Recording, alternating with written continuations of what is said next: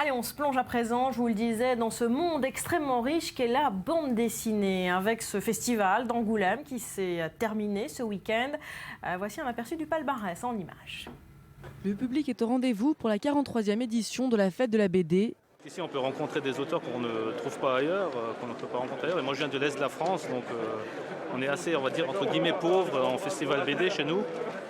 Donc ici, on rencontre vraiment des auteurs d'autres pays, des Américains, des Espagnols qu'on ne trouve pas facilement en librairie, quoi. Le festival est également influencé par l'actualité violente. 145 dessins d'enfants envoyés à Charlie Hebdo après les attentats sont exposés. Ça représente un mec qui pleure quand il voit Charlie Hebdo en train de se faire attaquer. Le but de l'initiative, portée par l'association Dessiner, Créer, Liberté, sensibiliser les visiteurs, notamment les plus jeunes, à des thèmes comme le terrorisme, le racisme et la tolérance. Dès le 8 janvier, à la rédaction de Charlie Hebdo, nous avons reçu des dizaines et des dizaines et des dizaines de dessins qui sont devenus des centaines, qui sont devenus des milliers, qui sont devenus 10 000, plus de 10 000 dessins. Expression de cette jeunesse qui affirmait des choses, qui posait des questions, qui étaient heurtées, bien sûr, choquées, qui prenaient le chaos du monde de plein fouet. Et on s'est dit qu'il fallait absolument restituer cette parole-là à travers ces dessins et répondre à leurs questions. Une initiative qui rencontre un certain succès auprès des jeunes. C'est plus facile de dessiner que de donner des mots parce qu'il y a des mots qu'on n'arrive pas à exprimer et dans les dessins on peut le faire. L'association devrait par la suite exposer dans une dizaine de villes en France. Et on s'arrête sur deux prix, c'est Fauve. Lise, d'abord le Fauve Patrimoine remis à une BD allemande. Oui, la BD Vater und Sohn, ce qui veut dire père et fils, une BD en noir et blanc muette qui a été créée en 1933 par Eric Hauser.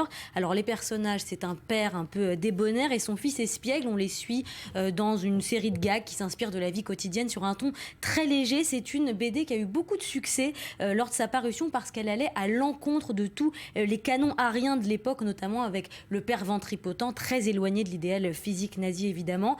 La BD a été publiée d'ailleurs sous pseudonyme parce que l'auteur avait peur des représailles du pouvoir et pourtant le succès a été énorme. Il y a eu des produits dérivés, des publicités qui s'en sont servies à l'époque. Les nazis ont même essayé de s'en emparer, mais l'auteur a toujours voulu s'opposer à cette récupération politique et fatigué de se battre, il a arrêté d'écrire en 1937.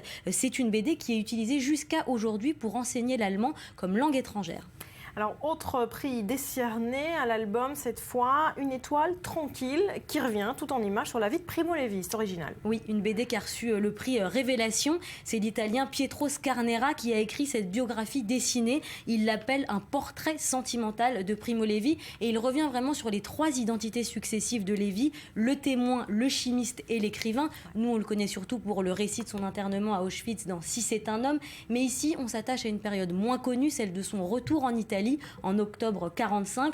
Donc on le voit comme père de famille, on apprend qu'il écrivait des poèmes à sa femme, on le voit comme scientifique et on le voit également comme écrivain en devenir. On apprend qu'il écrivait Si c'est un homme pendant ses pauses déjeuner au travail. Bref, une façon vraiment originale de redécouvrir l'auteur de Si c'est un homme.